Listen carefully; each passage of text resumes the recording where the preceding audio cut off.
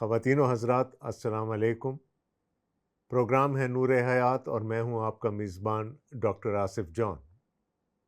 دوستو، آپ کو یاد ہوگا کہ پچھلے پروگرام میں ہم نے رومیوں کے نام پولس رسول کے خط کے 6 باب کا مطالعہ ختم کیا تھا، اور وہ ایک نہایت اہم باب تھا جس میں کہ پولس رسول پہلے 6 ابواب میں کی ہوئی بحث کو سمیٹتے ہیں۔ میں اس بات کی طرف دوبارہ آؤں گا، لیکن اس سے پہلے کہ ہم مزید آگے چلیں، آئیے ہم اپنا آج کا حوالہ پڑھ لیں۔ رومیوں کے نام پولس رسول کا خط، اس کا 7واں باب اور اس کی پہلی 13 آیات۔ خداوند کے کلام میں یوں لکھا ہے: اے بھائیو، کیا تم نہیں جانتے؟ میں ان سے کہتا ہوں جو شریعت سے واقف ہیں کہ جب تک آدمی جیتا ہے اسی وقت تک شریعت اس پر اختیار رکھتی ہے۔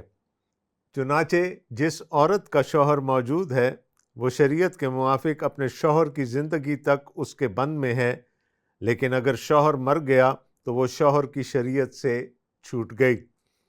بس اگر شوہر کے جیتے جی دوسرے مرد کی ہو جائے تو زانیہ کہلائے گی، لیکن اگر شوہر مر جائے تو وہ اس شریعت سے آزاد ہے، یہاں تک کہ اگر دوسرے مرد کی ہو بھی جائے تو زانیہ نہ ٹھہرے گی۔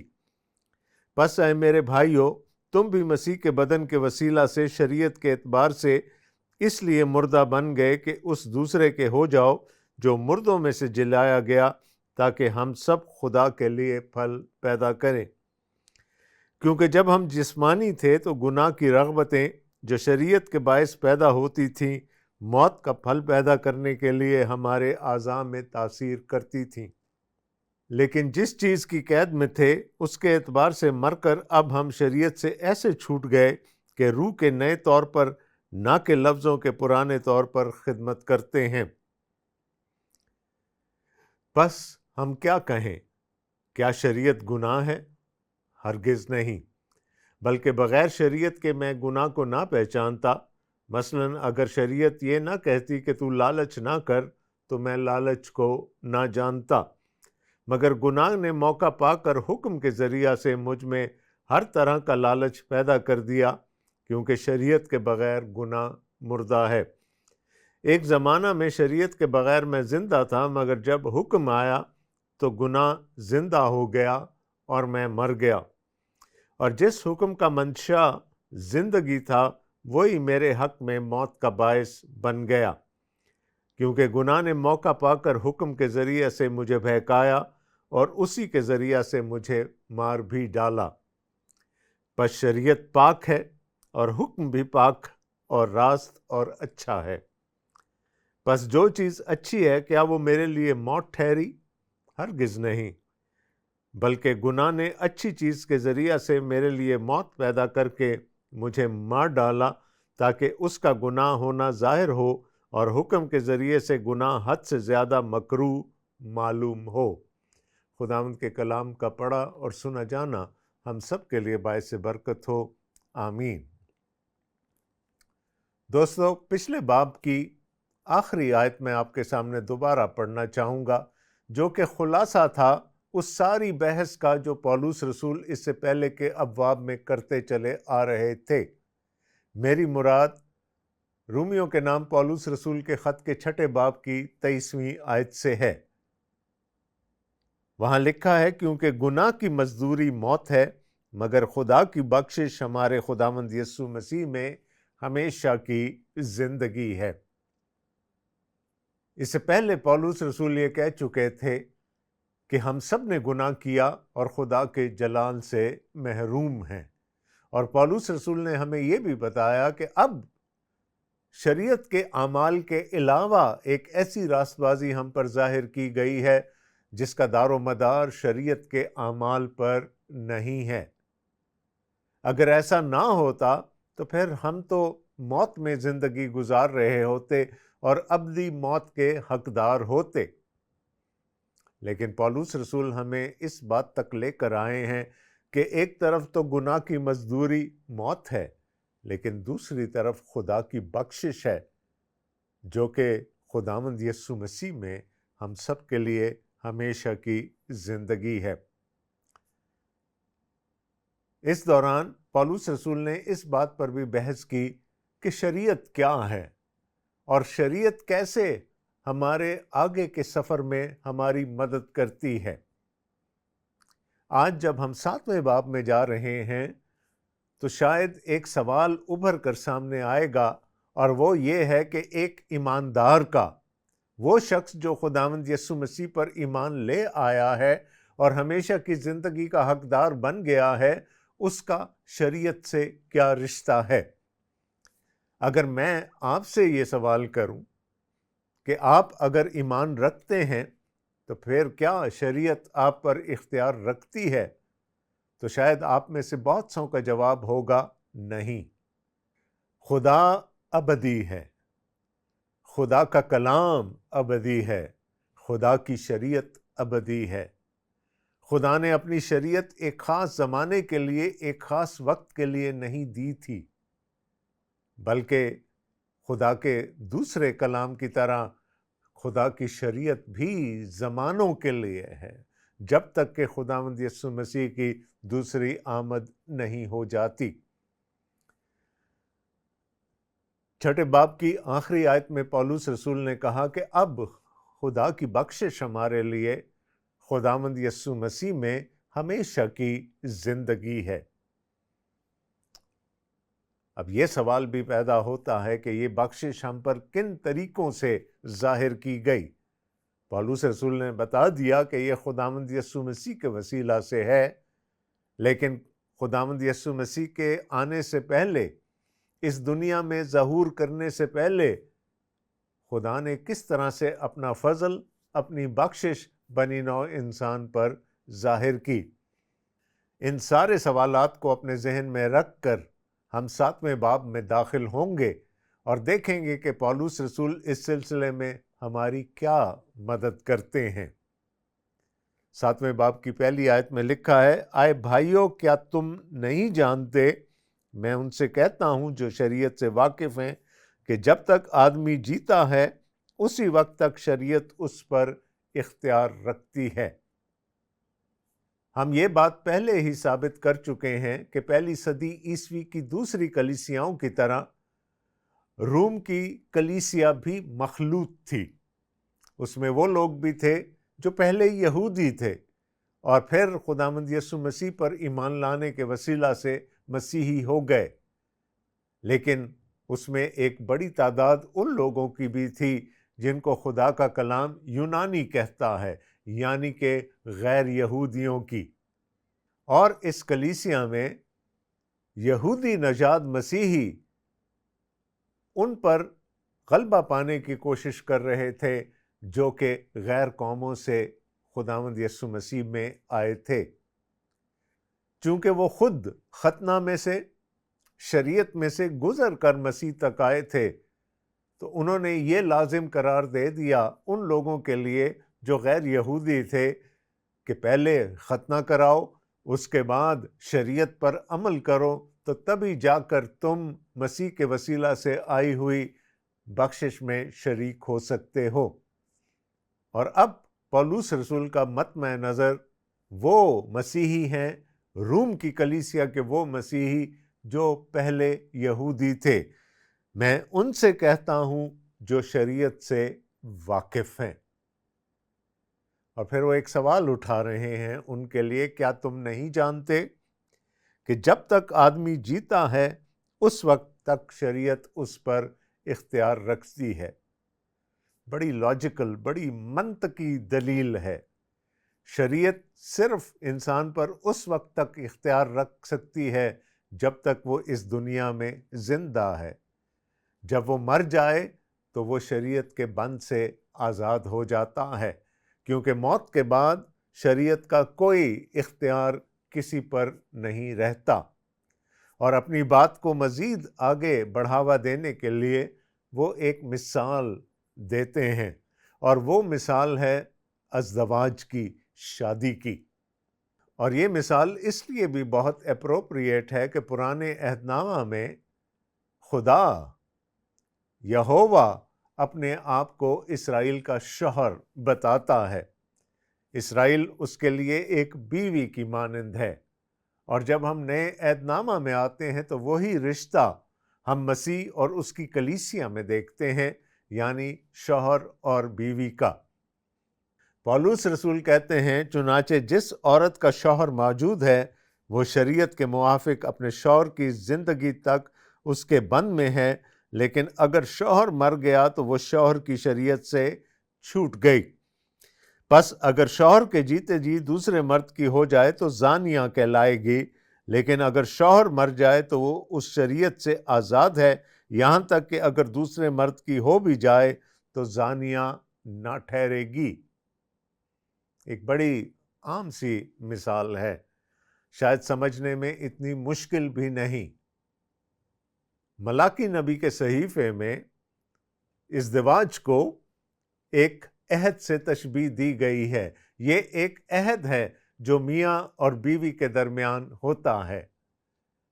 پولس رسول کہتے ہیں کہ جب تک شوہر زندہ ہے، بیوی اس کے ساتھ اس عہد میں جڑی ہوئی ہے، اور اگر شوہر کی زندگی میں وہ کسی اور مرد کی ہو جائے گی تو زانیہ کہلائے گی، اور مجھے اور آپ ہم سب کو پتہ ہے کہ کلام کے مطابق ایک زانیہ کی سزا کیا ہو سکتی ہے۔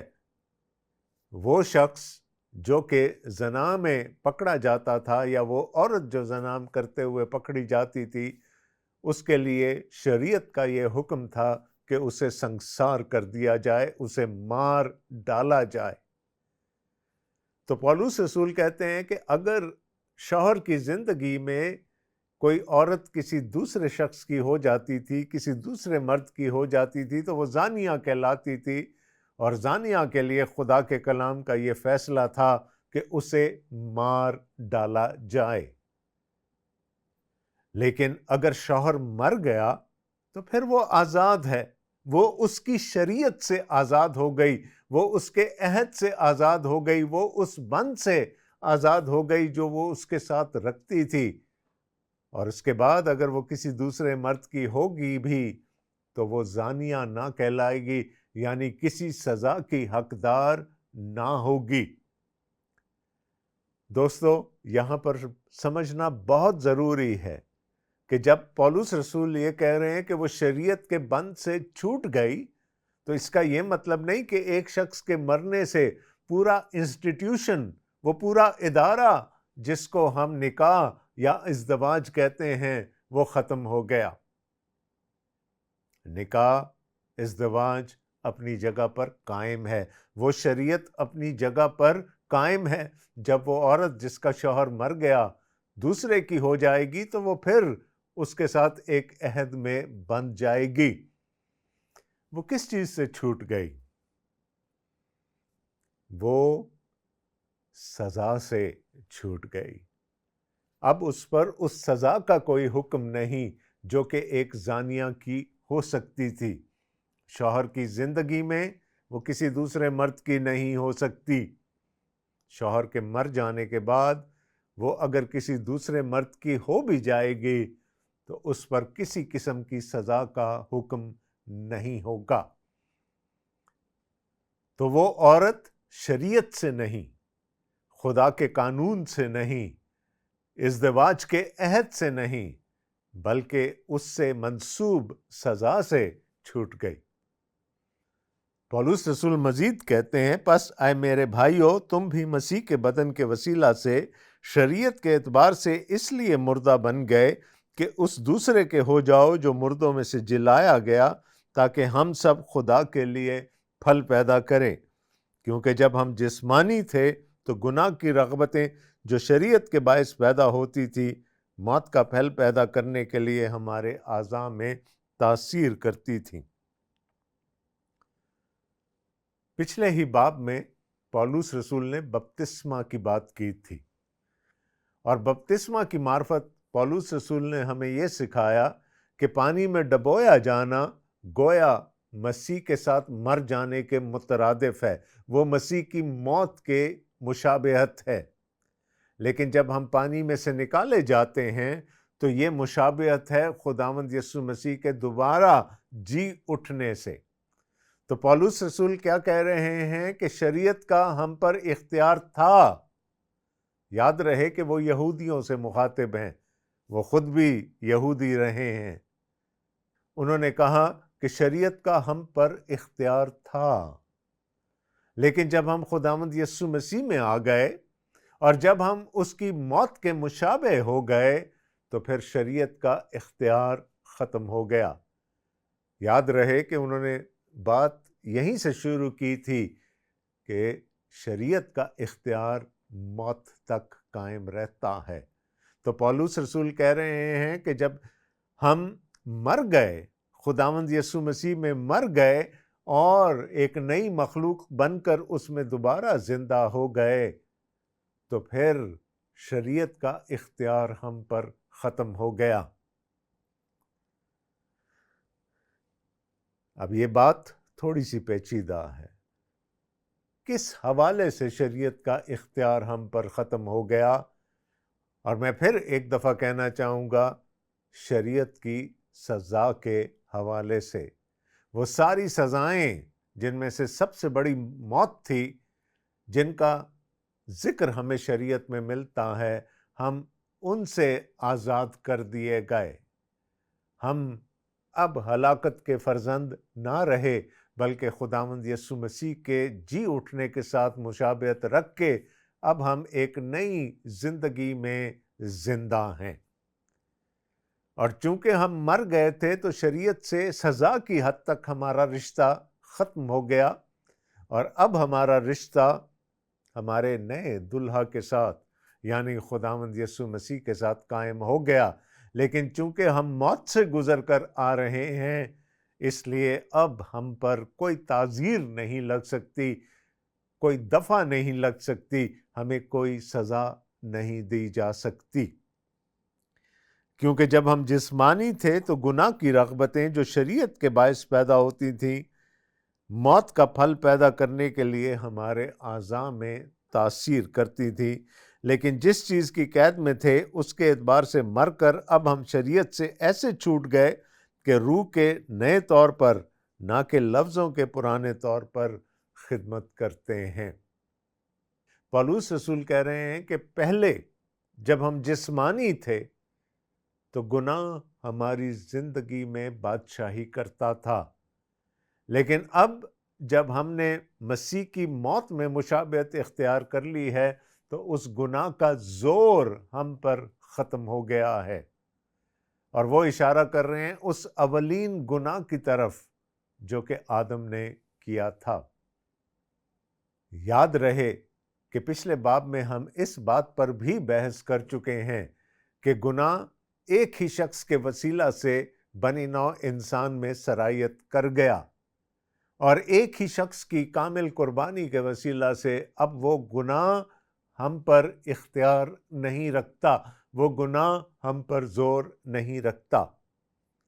میں نے آپ سے کہا تھا گناہ آج بھی موجود ہے، گناہ آج بھی طاقت اور زور رکھتا ہے، لیکن ایماندار ہونے کے وسیلہ سے ہماری امید کیا ہے کہ اب ہم اس گناہ کی سزا سے آزاد کر دیے گئے ہیں۔ پولس رسول نے یہاں پر مر جانے کی مثال لے لی، گویا ہم گناہ کے لیے مر گئے اور اب ہم اس گناہ سے ایسوسیٹڈ ہر سزا سے بچ گئے ہیں۔ یہاں جب وہ کہتے ہیں کہ ہم شریعت سے ایسے چھوٹ گئے تو اس کا یہ مطلب نہیں ہے کہ شریعت کا اب ہم پر کوئی اختیار نہیں۔ خدا کی طرح اس کی شریعت بھی دائمی ہے۔ ہم جس چیز سے چھوٹ گئے ہیں وہ سزا کا حکم ہے جو شریعت کے سبب سے ہم پر اور بنی نوع انسان پر لگتا ہے۔ اور پولس رسول کہتے ہیں کہ اب ہم روح میں، کیونکہ خداوند یسوع مسیح میں آ جانے کا سب سے بڑا انعام یہ ہے کہ ہم پاک روح میں رہتے ہیں، پاک روح ہمارے اندر رہتا ہے، تو اب ہم روح کے وسیلہ سے شریعت پر عمل کرتے ہیں، نہ کہ لفظوں کے طور پر۔ اب ہم لٹرلی شریعت کو فالو نہیں کرتے، بلکہ اس کی اسپرٹ کو، اس کی انٹینٹ کو ہم فالو کرتے ہیں کہ شریعت کا مقصد کیا تھا۔ اب یہاں پر پھر وہی سوال ہمارے ذہنوں میں ابھر سکتا ہے کہ کیا شریعت بری ہے؟ کیا شریعت ہمیں گناہ کی طرف لے کر جاتی ہے؟ اور پولس رسول اسی سوال کا جواب دینے جا رہے ہیں۔ بس ہم کیا کہیں؟ کیا شریعت گناہ ہے؟ اور جواب ایک بہت بڑا ہرگز نہیں ہے، بلکہ بغیر شریعت کے میں گناہ کو نہ پہچانتا۔ مثلا اگر شریعت یہ نہ کہتی تو لالچ نہ کر، تو میں لالچ کو نہ جانتا۔ پولس رسول پھر اسی بات کی طرف آ رہے ہیں کہ شریعت گناہ کی پہچان کرواتی ہے۔ جب تک شریعت نہیں آئی تھی گناہ محسوب نہیں ہوتا تھا۔ میں نے پچھلے پروگرام میں آپ کو یہ کہا تھا کہ لوگ کہتے ہیں آج کل کینسر بہت بڑھ گیا ہے۔ میرا جواب یہ ہوتا ہے پہلے بھی تھا، لیکن پہلے تشخیص کرنے کے ہمارے پاس ذرائع موجود نہیں تھے اور لوگ مر کھپ جاتے تھے اس موذی بیماری کے ہاتھوں۔ آج ہمارے پاس جدید وسائل موجود ہیں۔ اسی طرح سے جب تک شریعت نہیں آئی تھی گناہ تب بھی تھا، اور اتنا تھا کہ خدا بنی نوع انسان کو بنانے سے ملول ہوا، لیکن جب شریعت آ گئی تو گناہ محسوب ہو گیا۔ ہمیں پتہ چل گیا کہ کیا ہے گناہ، وہ کون سی چیزیں ہیں جو خدا کی نظر میں پسندیدہ نہیں ہیں۔ اور پولس رسول ایک مثال ہمارے سامنے رکھتے ہیں، اور وہ کہتے ہیں کہ اگر شریعت یہ نہ کہتی کہ تو لالچ نہ کر، تو شاید میں لالچ کو نہ پہچانتا۔ میں لالچ تو کرتا، لیکن مجھے یہ معلوم نہ ہوتا کہ لالچ گناہ ہے، لالچ خدا کی نظر میں برا ہے۔ شریعت نے مجھے وہ پہچان عطا کر دی کہ میں گناہ کو پہچان سکوں، مگر گناہ نے موقع پا کر حکم کے ذریعہ سے مجھ میں ہر طرح کا لالچ پیدا کر دیا، کیونکہ شریعت کے بغیر گناہ مردہ ہے۔ دوستو، ایک بڑی احمقانہ سی مثال میں آپ کے سامنے رکھنا چاہتا ہوں۔ ایک اسکول کے راستے میں ایک بلڈنگ پڑتی تھی جو سراسر شیشے کی بنی ہوئی تھی، یعنی اس کے چاروں طرف شیشہ ہی شیشہ تھا۔ اسکول جانے والے بچے صبح اس بلڈنگ کے سامنے سے گزرا کرتے تھے، اور جب دوپہر میں چھٹی ہو جاتی تھی تو وہ پھر اسی بلڈنگ کے سامنے سے گزر کے اپنے گھروں کو جایا کرتے تھے۔ بہت عرصے تک یہ سلسلہ اسی طرح سے جاری رہا، حتیٰ کہ ایک وقت ایسا آیا کہ اس بلڈنگ کے مالک نے وہ بلڈنگ کسی اور کو فروخت کر دی، اور اس بلڈنگ کے نئے مالک نے جب بچوں کو اس بلڈنگ کے سامنے سے دن میں 2 دفعہ گزرتے ہوئے دیکھا تو اس نے باہر ایک نوٹس لگوا دیا کہ بلڈنگ پر پتھر مارنا منع ہے۔ اس سے پہلے کسی نے اس بلڈنگ کی طرف پتھر نہیں پھینکا تھا، لیکن جب بچوں نے وہ نوٹس پڑھا تو ان کے ذہن میں یہ خیال آیا کہ ہاں یہ بھی تو ہو سکتا ہے، اور یوں بچوں نے آہستہ آہستہ چھوٹے سے لے کر بڑے تک پتھر اس بلڈنگ پر پھینکنا شروع کر دیے۔ جب تک بچوں کو یہ علم نہیں تھا کہ بلڈنگ پر پتھر نہیں پھینکنے، انہوں نے پتھر کبھی نہیں پھینکے، لیکن جب ان کو یہ ادراک دے دیا گیا کہ اس بلڈنگ کا شیشہ پتھر پھینکنے سے ٹوٹ سکتا ہے، تو انہوں نے بہانے سے یا جان بوجھ کر اس بلڈنگ پر سنگریزی شروع کر دی۔ اسی طرح جب تک مجھے یہ پتہ نہیں تھا کہ لالچ گناہ ہے، شاید میں لالچ تو کرتا تھا، لیکن وہ گناہ کبھی میرے شعور کا حصہ نہیں بنا، لالچ کبھی میرے شعور کا حصہ نہیں بنا۔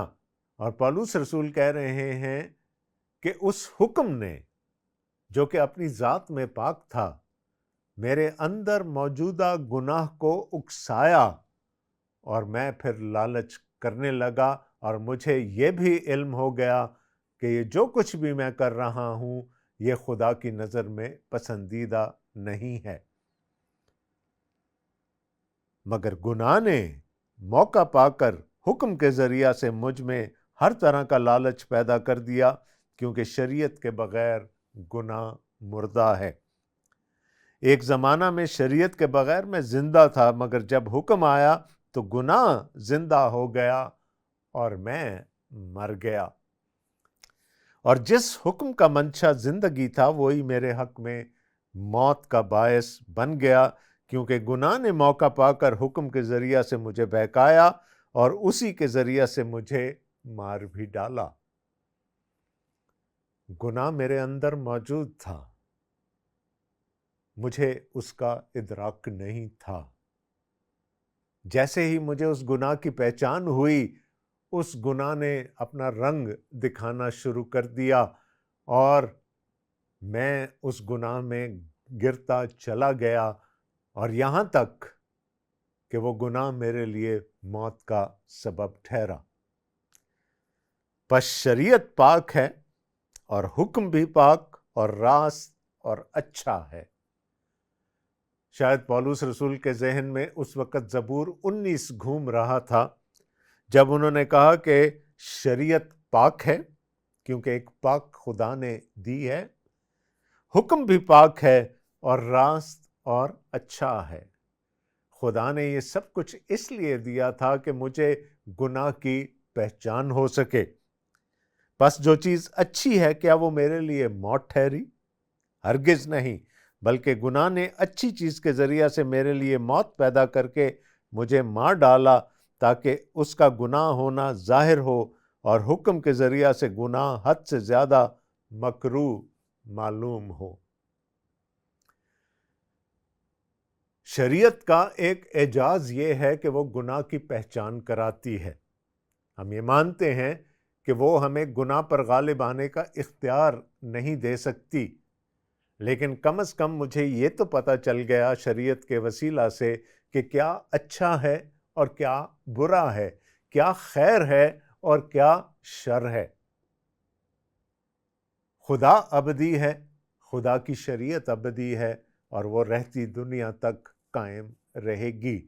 ہاں، وہ جو گناہ محسوب ہوتا ہے شریعت کے حوالے سے، اب وہ ہمارے لیے نہیں ہوتا۔ شریعت ہم سے گناہ نہیں کرواتی، بلکہ وہ گناہ جو ہمارے اندر موجود ہے نسل انسانی ہونے کی وجہ سے، نسل آدم ہونے کی وجہ سے، وہ گناہ کی پہچان کے بعد پھلتا پھولتا بڑھتا ہے اور ہمیں موت کی طرف دھکیلتا ہے۔ شریعت پاک ہے، شریعت راست ہے، شریعت برحق ہے۔ یہ خدا کے کلام کا فیصلہ ہے۔ ابھی اور بہت ساری باتیں رہتی ہیں، لیکن دوستو آج کے پروگرام کا وقت ختم ہو رہا ہے۔ اس دعا کے ساتھ کہ خداوند ہمیں یہ فضل عطا کرے تاکہ ہم اس کے کلام کی گہرائی کو مزید بہتر طور پر سمجھ سکیں اور اپنی زندگیوں پر لاگو کر سکیں۔ آمین۔ آپ کا میزبان ڈاکٹر آصف جان آپ سے اجازت چاہتا ہے۔ خدا حافظ۔